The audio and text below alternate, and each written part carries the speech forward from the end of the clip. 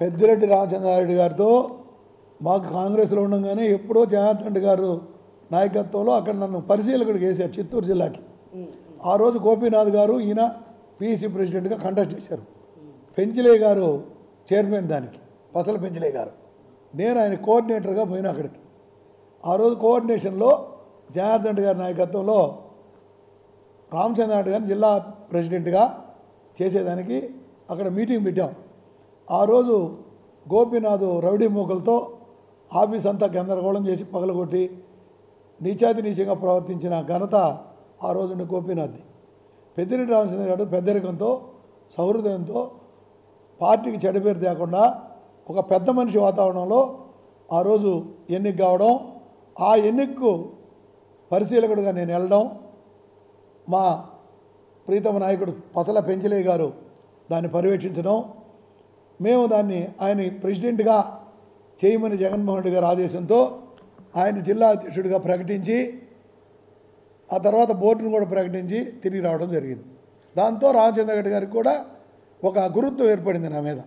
కొన్ని రోజులుగా మీకు స్థానికంగా ఉన్న మీ ఎమ్మెల్యే గారికి అంటే సంజీవయ్య గారికి కూడా కొంచెం ఏదో మనసు కార్యక్రమం జరగడం వలన కొంచెం దూరంగా ఉండడం, ఈ యొక్క మనసు ఇబ్బంది కలిగిన వల్ల దూరంగా జరగడం కూడా జరిగింది అంటున్నారు. అది ఎంత మాత్రం? సంజయ్ గారికి టికెట్ ఇస్తేనే నేను పార్టీలో చేరతానని కరాఖండిగా చెప్పిన వ్యక్తి నేను చెప్పిన తర్వాతనే సంజయ్ గారికి 2012లో 14లో కూడా టికెట్ కన్ఫర్మ్ చేసిన ఘనత ముఖ్యమంత్రి గారిది. ఆ రోజు ఎంపీ వరప్రసాద్ గారు మా ఇంటికి వచ్చి, అన్నా నువ్వు వస్తే పార్టీలో చేర్చుకుంటాను, నువ్వు రాన్నా పోదాం అంటే, నేను సంజయ్కి టికెట్ ఇచ్చే పనితే వస్తానని ఖచ్చితంగా చెప్పడం జరిగింది. అదే ఇంట్లో మా ఇంటికాడ నుంచి వరప్రసాద్ గారు ముఖ్యమంత్రి గారితో టెలికాన్ఫరెన్స్లో తీసుకుని మాట్లాడించడం జరిగింది. అన్నా మీరు వచ్చే పని అయితే మీరు చెప్పిన అభ్యర్థికి టికెట్ ఇస్తామని ఆ రోజే చెప్పాడు ముఖ్యమంత్రి గారు. ఆ రోజు ముఖ్యమంత్రి కాలాయన మా నాయకుడు జగన్మోహన్ రెడ్డి గారు చెప్తే, సంజయ్కి ఏంటన్నా గెలిపించుకుంటాం, మీ ఆశీర్వాదంతో ఖచ్చితంగా గెలిచి వస్తాం, మీరు సంజయ్కి ఇచ్చేమని వస్తామని చెప్పిన వ్యక్తిని నేను. ఆ తర్వాత సంజయ్ని గెలిపించడం జరిగింది. ఇక్కడ 10 గెలిచాం, జెడ్పీటీసీ గెలిచాం. ఈ మండలంలో 2200 ఓట్లు అధిక్యతతో, జెడ్పీటీసీకి 2400 ఓట్లు అధిక్యతతో 10 ఎంపీటీసీలు గెలవడం జరిగింది. ఆ తర్వాత కొన్ని కారణాలతో చాలామంది కూడా పార్టీ వదిలి వెళ్ళడం జరిగింది. పెద్ద నాయకులు కూడా, ఎమ్మెల్యేలు, ఎంపీలు, పెద్ద నాయకులు, ఎమ్మెల్సీలు, అదేవిధంగా ఈ ఎంపీటీసీలు, కౌన్సిలర్లు, జెడ్పీటీసీలు ఎంతోమంది వెళ్ళారు. ఈ మండలంలో నిబద్ధతగా పార్టీకి నిలబడి 10 మంది జెడ్పీటీసీ నిలబడి ఎమ్మెల్యేకి, ఎంపీకి సహకరించిన మండలం. ఈ ప్రత్యేకమైన గుర్తింపు జగన్మోహన్ రెడ్డి గారితో తేవడం జరిగింది. పెళ్లకూరు మండలంలో ఎలాంటి అభివృద్ధి కార్యం చేశారు? పెళ్లకూరు మండలంలో ప్రతి గ్రామంలో స్వర్ణముఖి సిస్టమ్ నుంచి, తెలుగుగంగ నుంచి కాలువలు ఏర్పాటు చేసి ప్రతి దగ్గర చెరువుకి తెలుగుగంగను అనుసంధానం చేస్తూ ప్రతి గ్రామంలో కూడా పైర్లు పండేదానికి, రైతులు ఆనందకరంగా ఉండేదానికి గత 20 సంవత్సరాలుగా కృషి చేస్తున్నాం. ఆ కృషి ఫలితమే ఒక్క సంవత్సరం కూడా ఎండకుండా, కరువు కాటకాలు లేకుండా ఈ మండలం సస్యశ్యామలంగా పండుతుందని రైతులందరి నమ్మకం. అదేవిధంగా సార్, మీ యొక్క నియోజకవర్గంలో ఏ విధంగా అభివృద్ధి చేశారు? మీ యొక్క స్థానికంగా ఈ రోజు వరకు 2 పదాలుగా తొలేత 4 సంవత్సరాలు 5 సంవత్సరాలు మాకు అధికారం రాలా, నేను ఎంపీపీగా ఉన్నా. ఆ తర్వాత ఆయన సంజయ్ గారి ఎమ్మెల్యేగా, వరప్రసాద్ ఎంపీగా ఉండడం జరిగింది. ఆ రోజు అభివృద్ధికి అడుగడుగునా తెలుగుదేశం నాకు అడ్డంకులు సృష్టించింది. తెలుగుదేశం మంత్రులు సృష్టించారు, ఇన్ఛార్జీలు సృష్టించారు. ఓటన్నీ ఎదుర్కొంటూ ఎంపీ గారి నిధులు, రాజ్యసభలో ఉన్న మా వాళ్ళు ఉంటే రాజ్యసభ నిధులతో, ముఖ్యంగా మండల పరిషత్కి వచ్చే గ్రాంట్తో పంచాయతీలు, ఆ రోజుల్లో మాకు 20 పంచాయతీలు ఉన్నాయి. ఈ మండలంలో 4 తెలుగుదేశం ఉన్నాయి. పంచాయతీ ఫండ్స్తో ప్రతి గ్రామానికి తాగునీరు ఇచ్చే విధంగా చర్యలు తీసుకున్నాం. ప్రతి గ్రామానికి రహదారి సౌకర్యం కల్పించాం. ప్రతి గ్రామ చెరువులో నీళ్లు ఉండేటట్టు రైతాంగానికి ఊరటిచ్చాం. ప్రతి ఇంటికి కొళాయి ఇచ్చే విధంగా ప్రతి దగ్గర ఓహెచ్ఆర్స్, వాటర్ కనెక్షన్స్ ఇప్పించాం. దానిలో భాగంగా ఈ మండలాన్ని పూర్తిగా డెవలప్ చేయడం జరిగింది. ముఖ్యంగా ప్రధానమంత్రి యోజన కింద మోడల్ విలేజ్ ఇవ్వడం జరిగింది అప్పుడే. ఆ దానిలో వరప్రసాద్ గారి సహకారంతో మా ఎమ్మెల్యే సంజయ్ గారి కోరిక మేరకు ఈ ఊర్లో మీటింగ్ పెడితే తొట్ట తొలేత ఈ తిరుపతి పార్లమెంట్ నియోజకవర్గంలో మోడల్ విలేజ్గా మమ్మల్ని తీసుకున్నందుకు వరప్రసాద్ గారికి ధన్యవాదాలు తెలియజేస్తున్నా. ఆ రోజు ఆయన మాట ఇచ్చాడు. ఆయన మీద ఎంతో ప్రెషర్ వచ్చింది. వెంకయ్యనాయుడు గారు అడిగారు, కరుణాకర్ గారు అడిగారు, గోవర్ధన్ రెడ్డి గారు అడిగారు. నేను సత్యన్న మాట చెప్పినా నేను ఆయనకి ఇవ్వాలన్నా, ఈసారి నెక్స్ట్ వస్తే ఇస్తానని నిర్మోహటంగా చెప్పిన వ్యక్తి వరప్రసాద్ గారు. ఎందువల్ల అంటే ఆయనకి తెలుసు మా సత్తా ఏందో. ఈ మండలంలో ఈ విలేజ్లో 1200కు 1130 ఓట్లు వైసీపీ పడిన ఘనత. ఈ మండలంలో ఈ చుట్టుపక్కల ఉండే 5-6 పంచాయతీల లీడు సుమారు 4000. ఇవన్నీ గమనించిన వరప్రసాద్ గారు ఎమ్మెల్యే గారు దీన్ని మోడల్ విలేజ్ చేస్తే బాగుంటుందని పెడితే దానిలో 2 వాటర్ ట్యాంకులు, అన్ని సిమెంట్ రోడ్లు, అందరికీ పక్కా గృహాలు, అందరికీ రేషన్ కార్డులు, అందరికీ ప్రతి ఇంటికి మరుగుదొడ్డి, ప్రతి ఒక్కడికి ఇల్లు, పూరీలు అనేది లేకుండా ఈ గ్రామంలో ఆ రోజున్న ఓటర్స్కి కంప్లీట్ చేయడం జరిగింది. ఎన్డీసీసీ చైర్మన్గా నియమించడం జరిగింది. ఎలాంటి అక్కడున్న రైతులకి ఎలాంటి ఉపయోగాలు, ఎలాంటి లోన్లు తీయడం జరిగింది సార్? నాకు 2019లో 2020 జూలైలో 21 జూలై అనుకుంటా, 22, 23, 21 జూలైలో ముఖ్యమంత్రి గారు నన్ను సెంట్రల్ బ్యాంక్ చైర్మన్గా నియమించడం ఆయనకి ప్రత్యేకంగా ధన్యవాదాలు తెలియజేస్తున్నా. నేను ఒక రైతు కుటుంబం నుంచి పుట్టి రైతులకు సేవ చేసే భాగ్యం కల్పించిన మా ముఖ్యమంత్రి గారికి, మా జిల్లా ఎమ్మెల్యేలందరికీ, జిల్లా మంత్రివర్యులకి శిరస్సు ఉంచి నమస్కారం చేస్తూ జిల్లా ప్రజలందరికీ కూడా వాళ్ళని వేడుకుంటున్నా. ఆ రోజు నాకు 700 కోట్లతో ఈ జిల్లా సహకార బ్యాంకుని నాకు ఒప్పించడం జరిగింది. ముఖ్యమంత్రి గారి సహాయం, ఆప్కాబ్ ఎండి గారు, నాబార్డ్ డీజీఎం గారు, అదేవిధంగా జిల్లా మంత్రి కాకాని గోవర్ధన్ రెడ్డి గారి సహకారంతో ఈరోజు 2500 కోట్ల టర్నోవర్తో లాభాల బాటలో ఈ 2 సంవత్సరాల నుంచి రైతులకి బ్యాంకు పుట్టిన తర్వాత ఇంతవరకు డివిడెండ్ ఇచ్చిన దాఖలాలు లేవు. గత 2 ఏళ్ల నుంచి డివిడెండ్ కూడా రైతులకు చెల్లిస్తూ ఈ బ్యాంకుని అభివృద్ధి పథంలో నడిపించేదానికి ప్రజలందరూ కూడా, ఎమ్మెల్యేలు అందరూ కూడా నాకు అడ్డం రాకుండా వసూలు చేశారు. కాబట్టి నేను ఈ బ్యాంకుకి 100%, 100% న్యాయం చేయగలనని ఈ బ్యాంకులో ఆల్ నేషనలైజ్డ్ బ్యాంక్స్ ఈక్వల్గా పొదుపు సంఘాల లోన్లు ఇస్తున్నాం, జగనన్న తోడిస్తున్నాం, ఫిషర్మెన్కి ఇస్తున్నాం, రైతులకు ఇస్తున్నాం, వ్యాపారస్తులకు ఇస్తున్నాం, హౌసింగ్ ఇస్తున్నాం, ఆల్ లోన్స్, కార్ లోన్స్ ఇస్తున్నాం, ట్రాక్టర్స్ ఇస్తున్నాం, అదేవిధంగా లారీలు ఇస్తున్నాం. ఏది కావాలన్నా నేషనలైజ్డ్ బ్యాంక్ ఏది ఇస్తుందో దాంతో సమానంగా మేము వచ్చిన తర్వాత అవన్నీ ప్రవేశపెట్టి దాన్ని ముందుకు తీసుకెళ్ళడం జరుగుతుంది. గెలిచి నేను చూపిస్తే తీసుకొస్తానని చెప్పారు. అదేవిధంగా ఇప్పుడు చిలుకలు అయిపోయిన ఈ పార్టీని మళ్ళా అందరూ ఈ పార్టీకి చేస్తారు. ఈ పార్టీ చీలికలు పేలికలు అయిన మాట అవాస్తవం. ఈ పార్టీలో కొంతమందికి అసంతృప్తి ఉండొచ్చు. ప్రతి ఎస్సీ నాయకుడికి టికెట్ అడిగే హక్కు ఎస్సీ కాన్స్టిట్యున్సీలో ఉంది. ఓసీ కాన్స్టిట్యున్సీలో కూడా ఎవరైనా బీసీలు, ఓసీలు ఎవరైనా అడిగే హక్కు ఉంది. అడిగిన వాళ్ళంతా శత్రువులు కాదండి. అడిగినారు, వాళ్ళ ప్రయత్నం వాళ్ళు చేసుకున్నారు.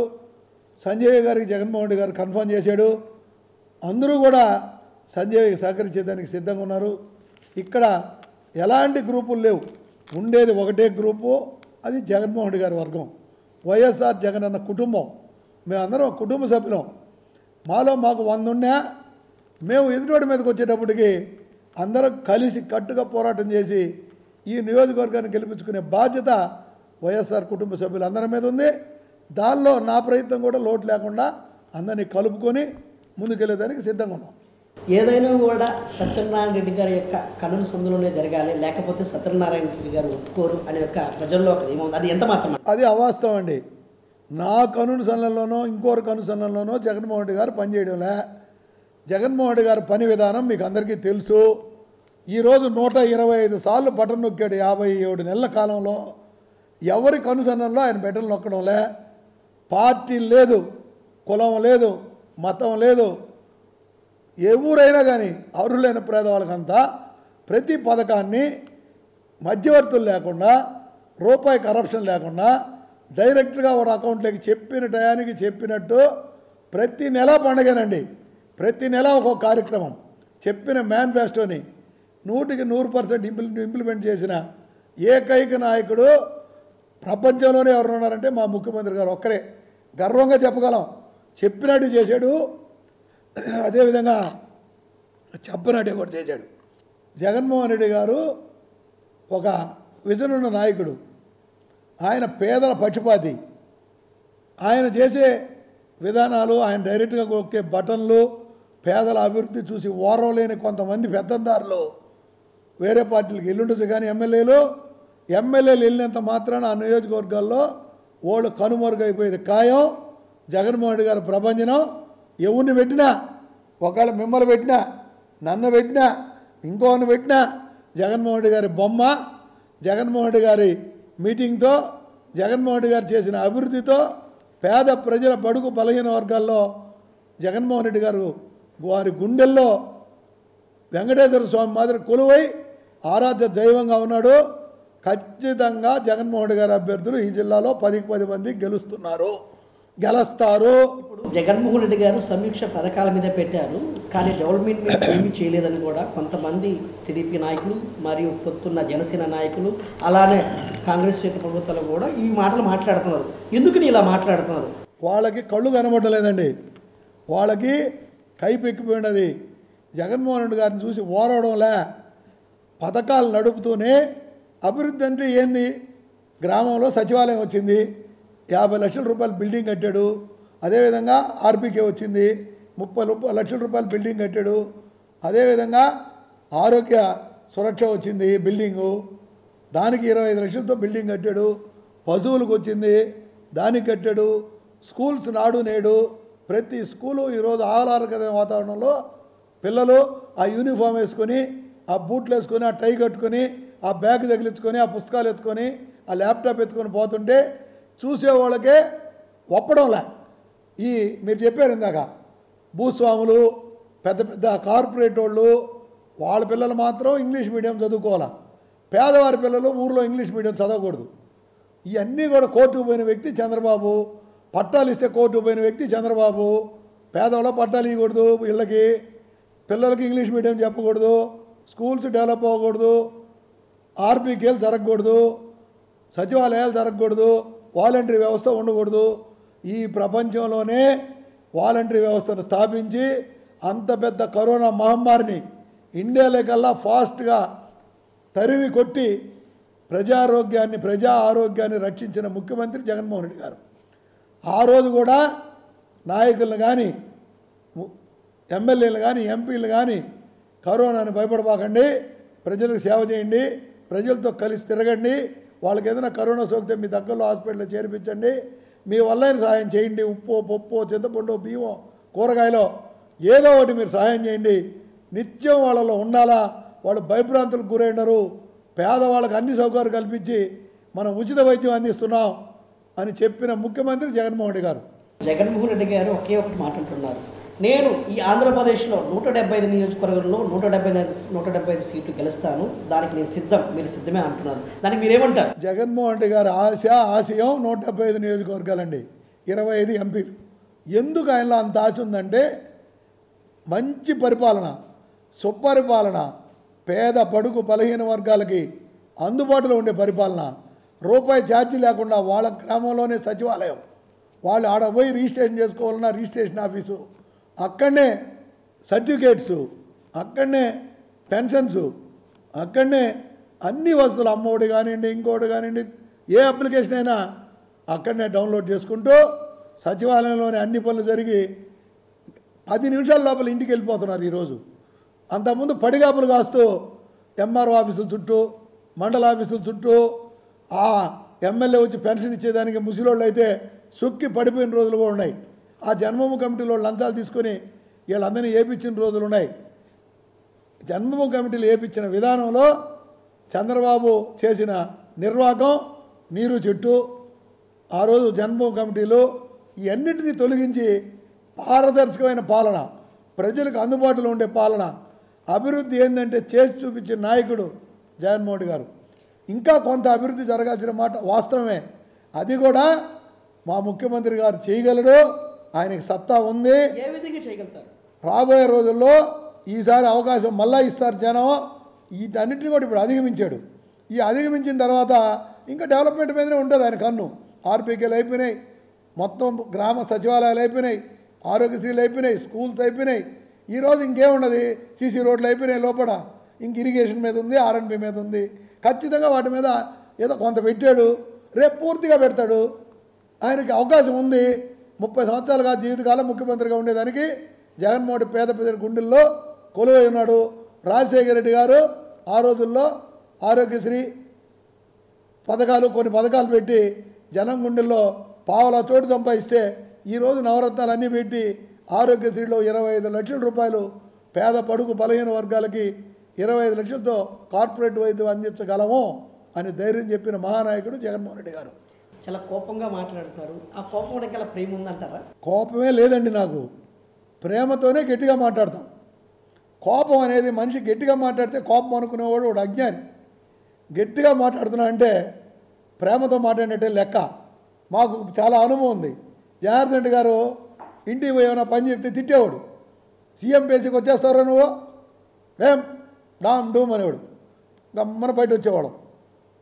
వాడు వచ్చేవాడు చూడరా చిల్లకూరవాడు ఇటు పిల్లరా అనేది 5 నిమిషాలకి ఏం కావాలరా అనేది టక్క టక్క టక్క చెప్పి చేయించి పంపించేది. కోపం అనేది ఆప్యాయతలో ఉన్నది, అనురాగంలో ఉంది. అట్ట మేమందరం ఎన్ని చూసాం కాబట్టే మన వాళ్ళు ఎవరో గట్టిగా చెప్తాం, పని చేసి పెడతాం. పని చేసే నైజం ఉన్నది కాబట్టే గట్టిగా చెప్పగలం, చేసి చూపించగలం. మేము సార్ ఇప్పుడు మీ మీద 2019-2020 సంవత్సరంలో మీ మీద ఒక ఎస్సీ ఎస్టీ కేసు కూడా నమోదు చేయడం జరిగింది. అదేవిధంగా 307 కూడా కేసు కూడా కట్టడం జరిగింది. అది పొలిటికల్, అది ఎందుకని మీ మీద? మాకు ఎమ్మెల్సీ ఎలక్షన్లో విజయ్ కుమార్ రెడ్డి గారు నిలబడడం జరిగింది. ఈ జిల్లా నుంచి వాగాడు నాయుడు గారు నిలబడడం జరిగింది. వాళ్ళిద్దరు నిలబడిన పక్షంలో వాగాడు నాయుడు గారు నన్ను రమ్మన్నాడు. నేను రాలేనన్నా, నేను వైఎస్ఆర్ కాంగ్రెస్ పార్టీకి కింద గెలిచాను, నేను జగన్మోహన్ రెడ్డి గారికి కట్టుబడి ఉన్నాను, నేనైతే ఎట్టి పరిస్థితుల్లో పార్టీ మారి రాను, మా 10 మంది ఎంపీటీసీలు రారు, మా జెడ్పీటీసీ రారు అని చెప్పడం జరిగింది కరాఖండిగా. ఆ కారణం చేత ఆయన కోపం పెట్టుకున్నాడు. పరసారత్నం గారు పిలిచారు, చంద్రబాబు నాయుడు గారు పిలిచారు, నారాయణ గారు పిలిచారు. ఒక్క జెడ్పీటీసీని ఇస్తే మేము జెడ్పీ చైర్మన్ అవుతాం, మీ బంధువు చంద్రారెడ్డి అని. బంధుత్వం లేదు, అన్న లేదు, తమ్ముడు లేదు, పార్టీ ముఖ్యమండి నాకు. పార్టీ నాయకుడు జగన్మోహన్ రెడ్డి గారు ఆదేశమే ముఖ్యం.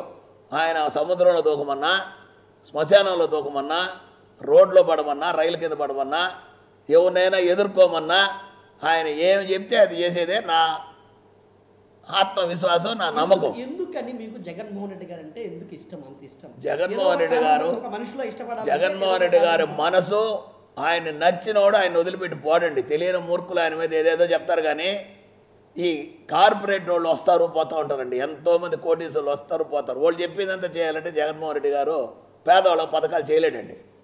పేదవాళ్ళ పథకాలు అందాలంటే ఆయన పోయే విధానంలోనే ఆయన పోవాల. మనం జగన్మోహన్ రెడ్డి గారిని ఇబ్బంది పెట్టే పని చేస్తే ఎంత పెద్దోడైనా ఆయన సహించడంటే ఆయన ఓరవ కాదు. నువ్వు చేసే విధానంలో ఆయన తప్పు చేయడు. ఆయన పద్ధతిగా పేదవాళ్ళ చేస్తున్నాడు.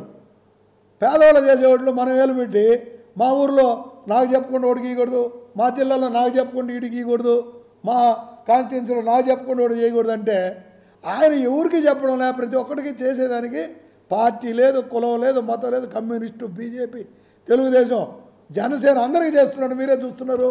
అటువంటి నాయకుడు మేము క్వశ్చన్ చేసేది ఏంటండి? మేము అడగకూడదు. ఆయన చూపించే దారిలో మేము కింద పోవాలా. మేము కింద పోతే అందరినీ కలుపుకోవాలా. అన్ని పార్టీలు కలుపుకొని అదేవిధంగా నేను ఆయన చూపించిన నడవడికలో 2021లో ఈ మండలం అందరూ వైసీపీ, తెలుగుదేశం, బీజేపీ, కమ్యూనిస్టులు, కాంగ్రెసు, జనసేన అందరినీ కలిసి వాళ్ళందరి అభ్యర్థనతో వాళ్ళందరినీ సమన్వయపరుచుకొని సింగిల్ నామినేషన్తో ఎలక్షన్ నామినేషన్ రోజుకి 10 ఎంపీటీసీలు యునానిమస్, జెడ్పీటీసీ 34,000 ఓట్లు సింగిల్ నామినేషన్తో ఈ మండలం జెడ్పీటీసీని రికార్డు స్థాయిలో యునానిమస్ చేయడం జరిగింది. అన్ని పార్టీలను కలుపుకున్నాను కాబట్టి నేను చేయగలిగిన. అది నాకు ఎట్టొచ్చిందంటే ఆ ధైర్యం జగన్మోహన్ రెడ్డి గారు ఇచ్చారు. ఆయన పోతుండే ధోరణి, ఆయన చూపిస్తుండే ప్రేమ, ఆయన జనాల మీద చూపిస్తుండే ప్రేమ. తెలుగుదేశం లేదు, బీజేపీ లేదు, కమ్యూనిస్ట్ లేదు, జనసేన లేదు, నా వాళ్ళలా అందరికీ సేవ చేయండి అని ఆయన పోయే మార్గంలో పోండి అని ఆయన మాకు దారి చూపిస్తుంటే కొంతమంది అవాక్కులు చవాకులు పేలుతో మా ఊర్లో ఆయనకి ఇవ్వకూడదు, మా నియోజకవర్గంలో ఈయనకి ఇవ్వకూడదు, మా పక్కింటోడికి నీళ్లు పోకూడదు. ఏందండి ఇది భాష, ఈ విధానం? ఇవన్నీ కరెక్ట్ కాదు. జగన్మోహన్ రెడ్డి గారు చూపించే దారిలోనే పయనిస్తే ఈ రాష్ట్రం జీవితకాలం జగన్మోహన్ రెడ్డి గారు ముఖ్యమంత్రి కూడా ఖాయం. నాయకులందరికీ విజ్ఞప్తి చేస్తున్నా, జగన్మోహన్ రెడ్డి గారు ఒక వ్యక్తి కాదు, ఒక శక్తి, భగవంతుడి స్వరూపం. ఆయన స్వరూపం దేవతా స్వరూపం. మన రాష్ట్రానికి ఒక పేద ప్రజలకి సేవ చేసేదానికే ఆయన పుట్టాడనే దానికి ఆయన సేవే నిదర్శనం. ఇప్పుడు అదేవిధంగా చంద్రబాబు నాయుడు గారు తెలుగుదేశం పార్టీ జనసేన పార్టీ ఒక పక్క పొత్తు పెట్టుకొని ఆయన మీదకి యుద్ధానికి వస్తుంటే, మరో పక్కన వాళ్ళ చెల్లెలు షర్మిల గారు వైఎస్ఆర్సీపీ పార్టీని విడగొట్టేసి వెళ్ళిపోయి అక్కడి నుంచి కాంగ్రెస్ సిపి అధ్యక్షుడిగా చేరి ఆయన మీద అవాకులు చవాకులు పేలుస్తూ అది ఆ రాజశేఖర రెడ్డి గారు చేసిన యొక్క పరిపాలన కాదు, ఆ సిద్ధాంతం కాదు, అది ఆ సిద్ధాంతం మారిపోయి ఇప్పుడు ముగ్గురు వ్యక్తులే ఆ యొక్క సిద్ధాంతం మీద నడుస్తుంది ఆ పార్టీ అని అంటుంది. అది ఎంత మాత్రం అంటే నిజం? మీకు తెలుగుది అబద్ధాల చంద్రబాబు, నాటకాల పవన్ కళ్యాణ్, మోసకారి బీజేపీ కూడా ఎవరితో స్వార్థం ఉంటే వాళ్ళని వాడుకుంటుంది, వాళ్ళు కూడా మోసకారులే. అదేవిధంగా షర్మిలక్క తెలంగాణలో పార్టీ పెట్టింది, తెలంగాణ కోడలు అన్నది, నేను పాదయాత్ర చేస్తానన్నది, కేసీఆర్ని తరిమి కొడతానన్నది, రేవంత్ రెడ్డి చీల్చి చెండాడుతానన్నది, అన్నీ చెప్పింది. లాస్ట్లో తోకముడి చేసి సరెండర్ అయిపోయి అసలు పోటీయే పెట్టలా. ఆడ నిన్ను నమ్ముకున్న వాళ్ళు గోయిందా, ఒక్కరు కూడా బొందరాలు దారి పెట్టి ఖర్చు పెట్టి నీ పాదయాత్ర తిరిగిన వాళ్ళు, నీతో కూడా మీటింగ్లు తిరిగిన వాళ్ళు, నీ ప్రోగ్రాం చేసిన వాళ్ళు, నిన్ను నమ్ముకుని అభ్యర్థులు అవుతాం అనుకున్న వాళ్ళు మట్టి కరిచి అప్పులు పాలైపోయి బికారులు అయిపోయినారు. ఈరోజు కాంగ్రెస్తో నువ్వు పొత్తు కలిచావు. కాంగ్రెస్తో నువ్వు పొత్తు కలవడం అంటే రాజశేఖర రెడ్డి గారిని చంపేసిన పార్టీ, రాజశేఖర రెడ్డి మీద చచ్చిపోయిన వ్యక్తి మీద ఎఫ్ఐఆర్లు పెట్టిన పార్టీ, నీ అన్నని 16 నెలలు ఒక్క అవినీతితో సంబంధం లేకుండా ఆయన ఇతర రాష్ట్రంలో బెంగళూరులో చదువుకునే రోజుల్లో, వ్యాపారం చేసుకునే రోజుల్లో ముఖ్యమంత్రి కాదు, మంత్రి కాదు, ఎంపీ కాదు, రాజకీయాల్లో లేడు. ఒక్క ముఖ్యమంత్రి తనయుడు మన మాట వినలేదు, ఓదార్పు చేస్తున్నాడు, పేద ప్రజల కోసం ఓదార్పుకి వెళ్తున్నాడు, మనం ఆగమంటే ఆగలేదు అనే కారణంతో అనేక తప్పుడు కేసులు 16 కేసులు పెట్టారు. శంకర్రావు గారు, చంద్రబాబు నాయుడు, అదేవిధంగా సోనియా గాంధీ.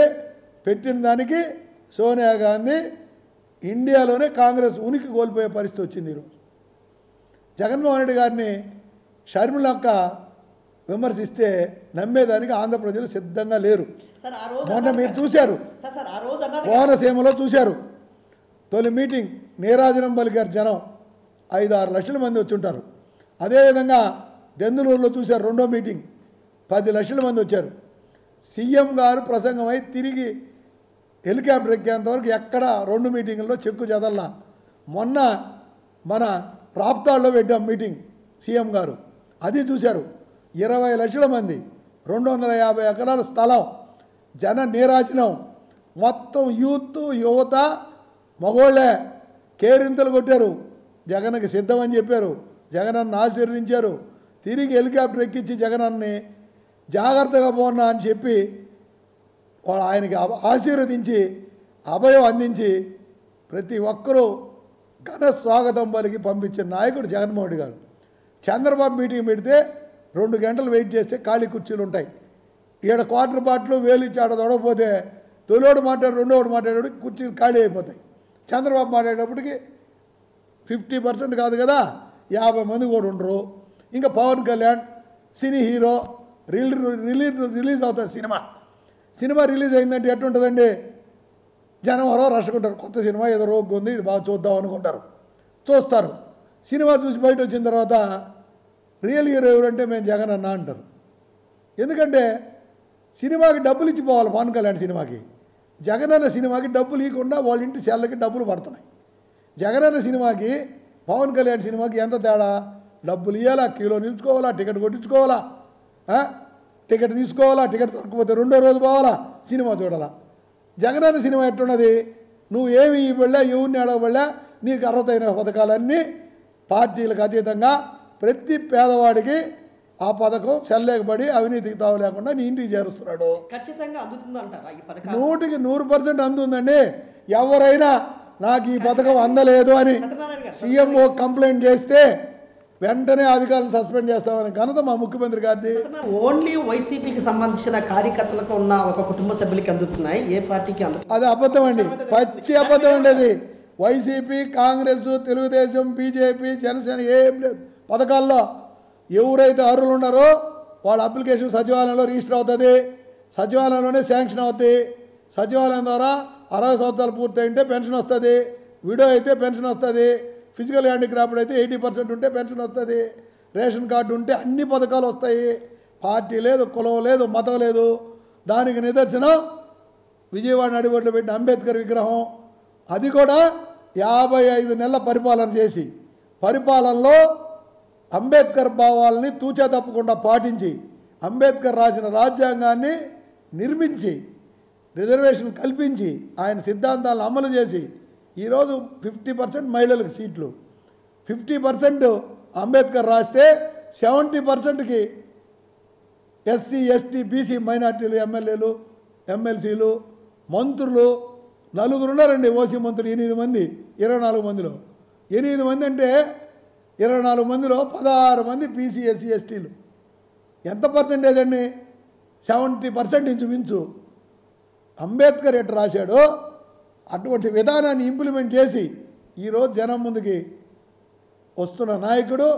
విగ్రహాన్ని పెట్టేదానికి ఎవరైనా పెడతారు, చేసి చూపించి విగ్రహం పెట్టిన నాయకుడు మా జగన్మోహన్ రెడ్డి గారు.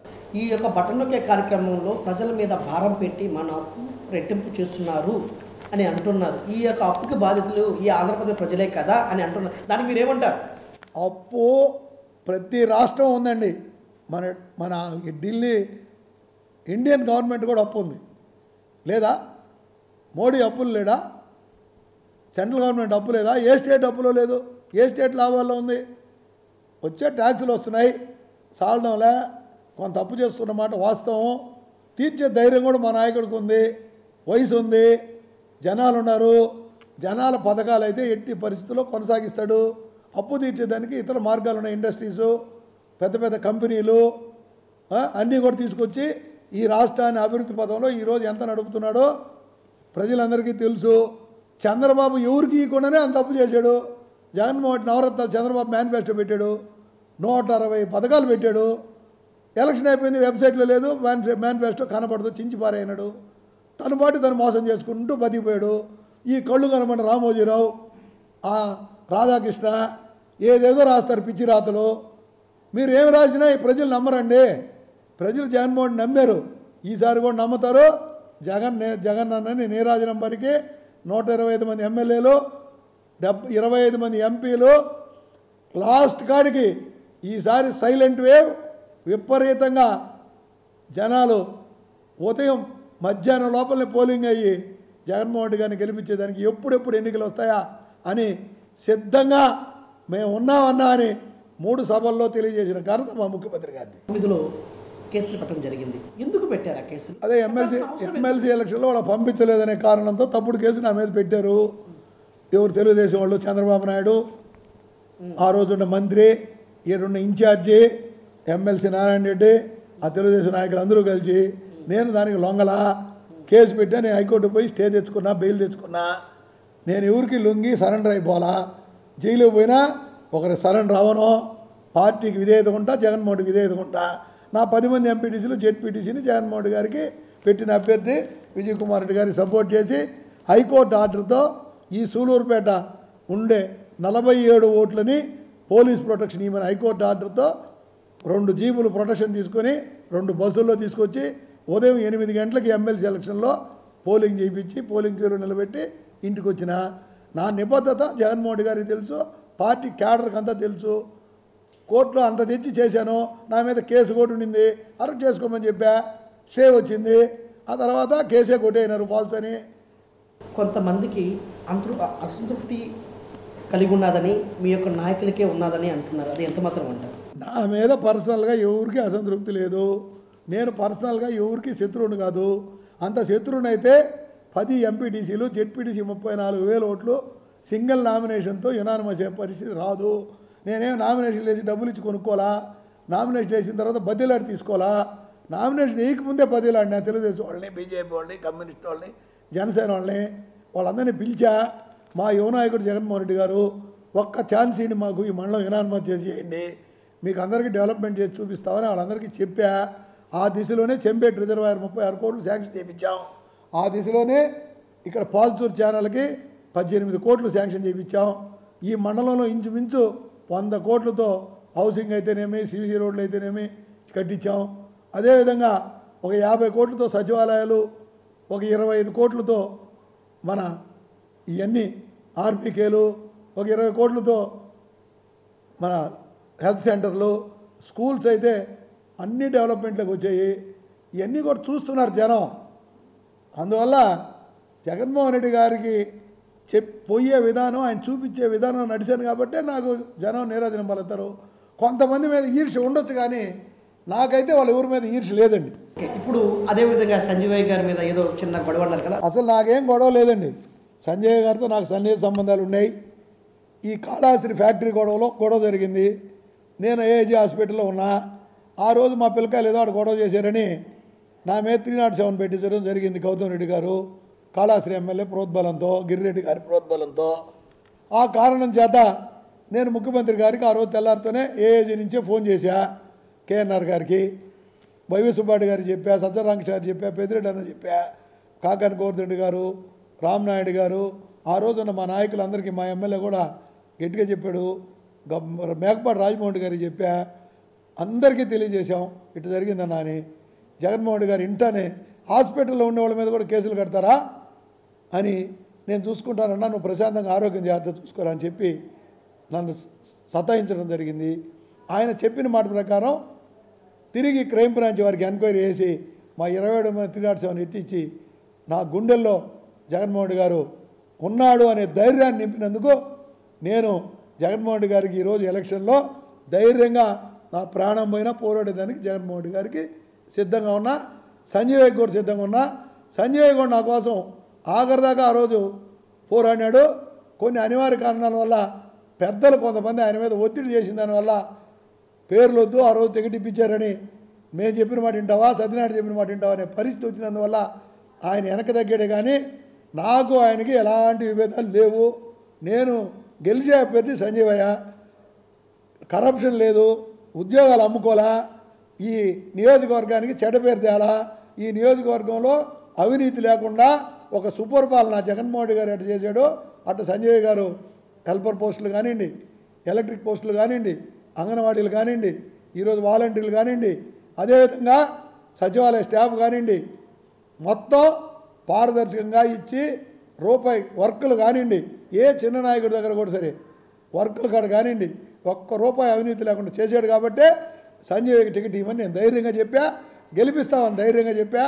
అవినీతి లేని ఎమ్మెల్యే ఎస్సీ అయినా ఎస్టీ అయినా జీవితకాలం కాన్స్టిట్యున్సీకి ఉండేదానికి ఎలాంటి అభ్యంతరం లేదు. దానికి సంజయ్ అర్హుడు కాబట్టి సంజయ్ పేరు చెప్పా. గెలిపించి జగన్మోహన్ రెడ్డి గారి భారీ మెజార్టీతో జిల్లాలోకి 10 సీట్లలోకి ఎక్కువ మెజార్టీతో సంజయ్ జగన్మోహన్ రెడ్డి గారి బొమ్మతో, జగన్మోహన్ రెడ్డి గారి ఆశీర్వాదంతో ఒక మీటింగ్ జగన్మోహన్ రెడ్డి గారు సూలూరుపేటలో పెడితే ఈ జిల్లాలో భారీ మెజార్టీతో గెలిచి జగన్మోహన్ రెడ్డి గారిని దగ్గరకు పోవడం ఖాయమని నేను మీకు తెలియజేస్తున్నాను. ఐ డ్రీమ్ న్యూస్ వారికి మీరు ఇంటర్వ్యూ తీసుకున్నందుకు మీకు ప్రత్యేక ధన్యవాదాలు తెలియజేస్తున్నా.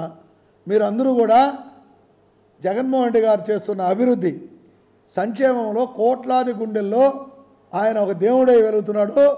ఈ రాష్ట్రంలో ఖచ్చితంగా రాబోయే రోజుల్లో కార్యకర్తలు అందరూ కూడా ఈ 55 రోజులు అన్ని పనులు మానుకోండి, నాయకులందరూ అన్ని పనులు మానుకోండి. జగన్మోహన్ రెడ్డి అండగా మీరు అందరూ కూడా సిద్ధంగా రాత్రి అనక పొగులనక పార్టీకి సేవ చేయండి. జగన్మోహన్ రెడ్డి గారిని నమ్మండి. నమ్మి పనిచేసిన వాళ్ళు ఖచ్చితంగా జగన్మోహన్ రెడ్డి గారి గుండెల్లో ఉంటారు.